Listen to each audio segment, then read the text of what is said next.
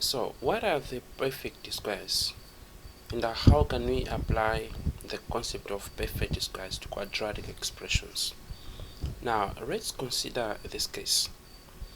Let's say we have the quadratic expression given as should be x squared and plus, let's say, 6x and plus 9. So now let's think of factorizing this quadratic expression. So which means we'll have it as x squared plus 3x and plus 3x, thereafter plus 9. So now what will go up next? In this case we'll have it as x, and I'll open bracket x plus 3, and I'll have it as plus 3x plus, let's say, 3 as well. So which means we'll have it as x plus 3, and we'll have it as x plus 3. And of course this is the same as x plus 3 to the power actually 2. So this is the behavior of the perfect squares. Perfect squares, these are the numbers obtained upon having the number multiplying itself by 2 times. We have 2 times 2, that is the same as 4, which is given as 2 to the power 2. So which means 4, it is the perfect square. So in this case, since the quadratic expression has been formed upon having the linear terms x plus 2 multiplying themselves about 2 times, then this is a perfect square, because it is possessing the way the perfect square has to possess. So a quadratic expression has to be a perfect square, must be contains 2 linear terms multiplying themselves about 2 times. So for this case we have x plus 3, and which is the same as x plus 3. It happens that they are multiplying. It means they are actually possessing the quadratic, they are possessing the perfect squares. Hence this quadratic expression is said to be the perfect square. And also let's consider this case. Let's say we have x squared and plus 4x plus 4. Let's say this is the case. So now let's think of factorizing this one. We'll have it as x squared plus 2x and plus 2x plus 4. So in this case we'll have it as x plus 2 and plus 2x plus 2. In this case we'll have it as x plus 2 times x plus 2. Now this quadratic expression is said to be a perfect square because it is having the multiplication of 2 similar linear terms. In that case this is the same as x plus 2 to the power 2. Therefore this is a perfect square. Now how about, let's say we have this. Let's say we have x squared and plus, let's say, plus 8x, and there should be plus 16. So in this case this is also a perfect square. In the let's see, we have x squared and plus, it should be 4x and plus 4x and plus 16. So have it as x plus, that should be 4 and plus 4 open bracket x plus, and that should be 4. In this case we'll have x plus 4 and the times x plus 4. Now this is also the perfect square.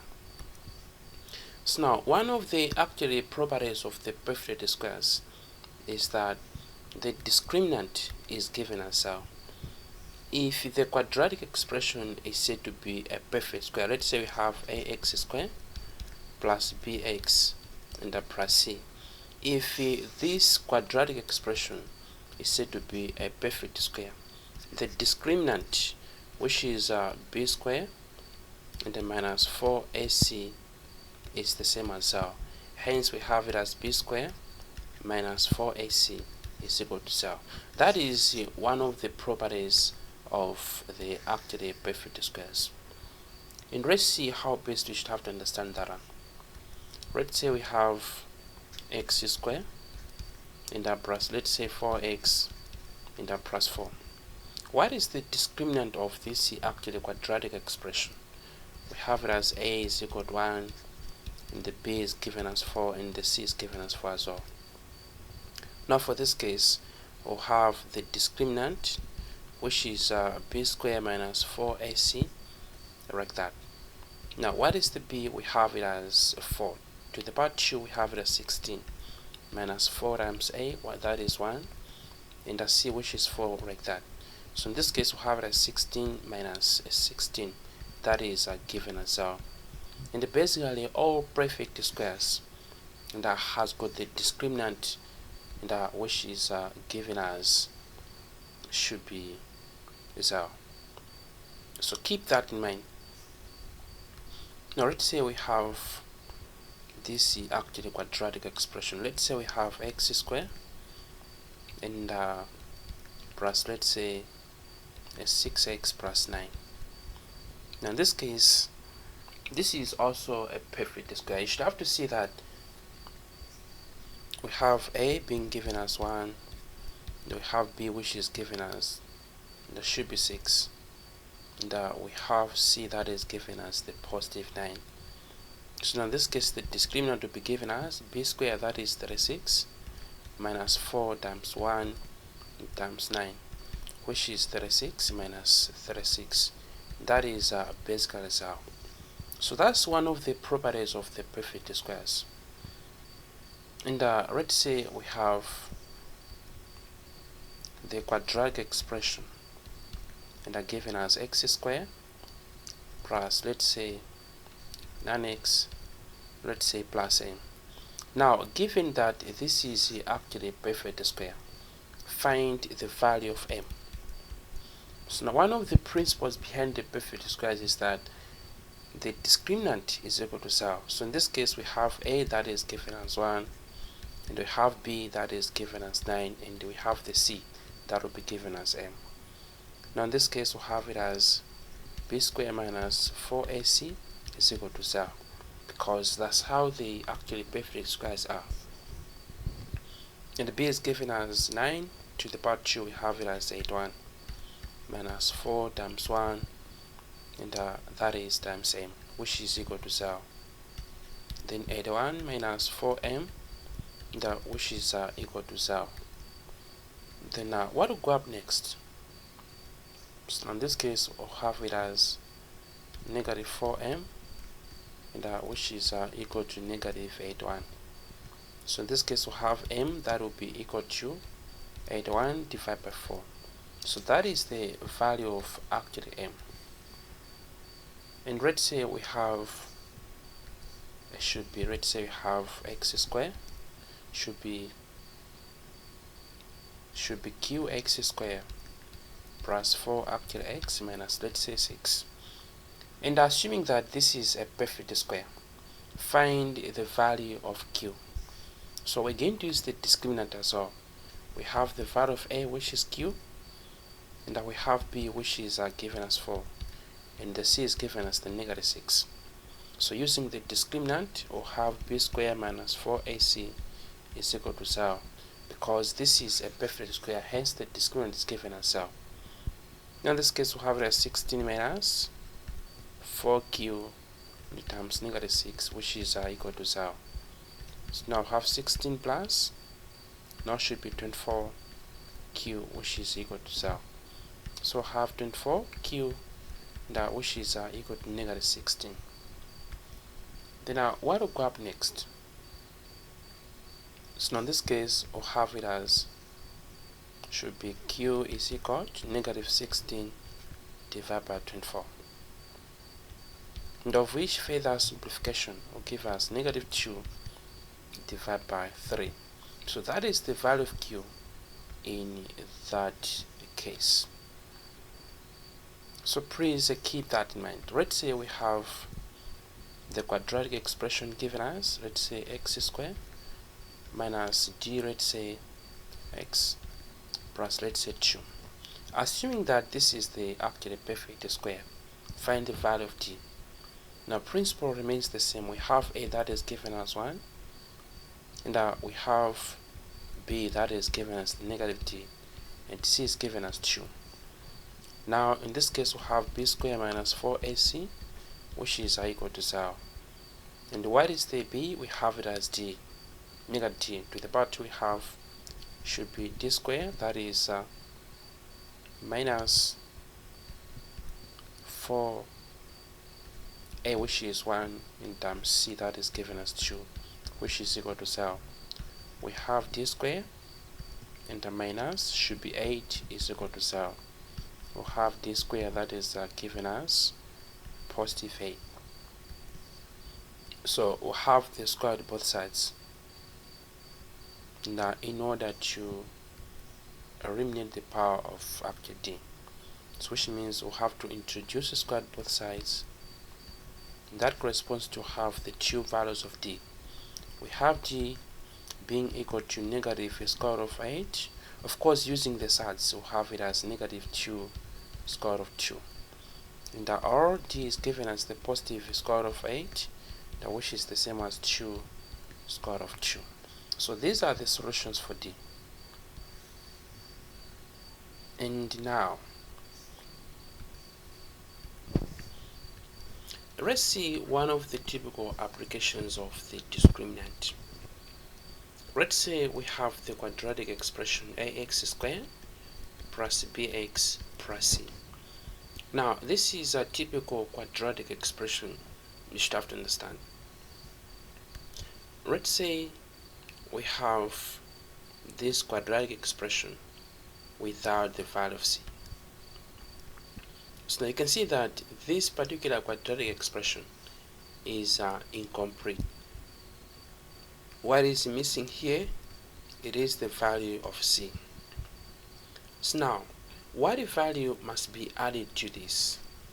And at the same time, the quadratic expression should be given as a perfect square. And let's say we have the value of c now. And assuming that we do not have the middle actually part, which is corresponding to bx. Let's say this is the case. What value must be added here? And so that the quadratic expression should be a perfect square. And for instance, let's say we have the middle part, like that. And let's say the part that we do not have been given, it is the first part. So now, what value must be added here? And so that the given quadratic expression should be a perfect square. So now, in all these cases, we use the discriminant. And you can see that the discriminant will be something very important for you to understand much about. Let's say we have the quadratic expression given as x squared, let's say plus 4x. So now, what value must be added here and to make it as a perfect square? You can see that the value which is missing here, it is the value of c. But how should you make it up to? Now, looking at the quadratic expression that we have, or the part that we have, a is given as 1 and b is given as 4. And b is given as 4. What is lacking there? It is the value of c. So now, using the discriminant, we know that the b squared minus 4ac is equal to 0. So for the actually perfect squares, the discriminant generally is given as 0, as we have already actually looked at. So we use the same principle. So now have 4 to the power 2 minus 4 times a, which is 1, and the times c, that's what we're looking for. So have 16 minus 4c, that will be equal to 0. So in this case, we'll have it as 4c is equal to negative 16, of which c will be given as should be 4. So which means we must have to add the value of c, which is 4, and that will make it as a perfect square. So in this case, we'll have it as x squared plus 4x and plus 4. That is the value of b actually c. That will make it as a perfect square. Let's say we have 2x squared minus, let's say, 5x in that way. What value must be added to make it as actually a perfect square? So principle remains the same. We have the value of a, which is given as 2. And basically we have b, that is given as -5. So the value which is missing, it is the value of c. So use the same discriminant, b squared minus 4ac, that will be equal to 0. That is given as 25 minus 4 times a, which is 2, and that times c, that's what we're looking for. So half 25 minus 16c, that will be equal to 0. So half -16c is equal to -25, and of which c will be given as 25 divided by 16. So that is the value of actually c, and that will make up the actually expression to be the perfect square. So now keep that in mind. So the discriminant aspect is the very important, and even you are going to see the way we'll be calculating, we'll be solving for actually quadratic expressions. You see how the discriminant plays a huge role. So in this case, we'll have less than 5 divided by should be 16. Should be 16. So in this case, this is actually a perfect square. And even if you think of factorizing that one, it will be the same. Let's see how we can make it up to.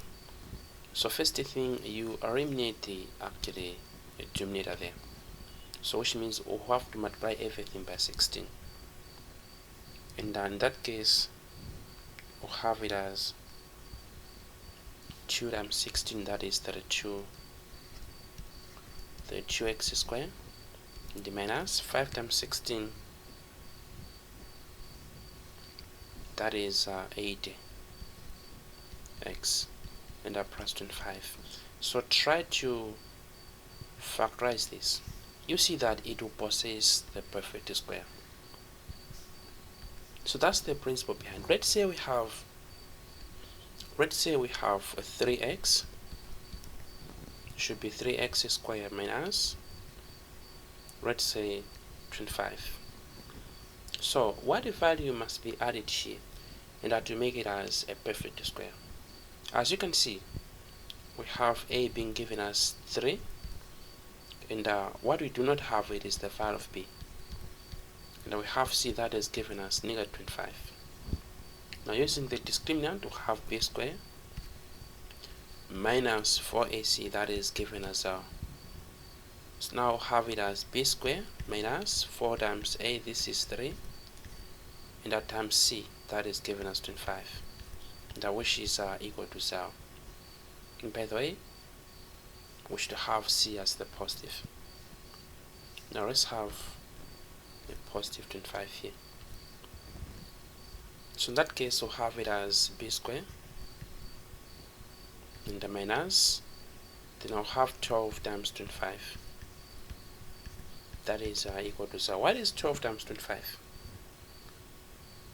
12 times 25, we'll have it as b squared minus 300, that which is equal to 0. Then what will go up next? We just have to transfer -300 to the other side. We'll have b squared is equal to 300. Then we'll have to introduce square to both sides. We'll have b is equal to plus or minus the square of 300. So in this case, we have b is equal to plus square root of 300. Of course, plus is silent. And we can also have b is equal to negative square root of 300. All these are the solutions of the actual b. So take note of that. That's how you should have to understand about the discriminant and the concept behind. Let's say we have 2x, and that should be this. Let's say we have 2x minus, let's say, 4. What value must be added to make actually this as the perfect square? As you can see, the value which is missing, it is the value of a, because at the end of the day we have it as plus ax squared. What will be missing, it is the value of a,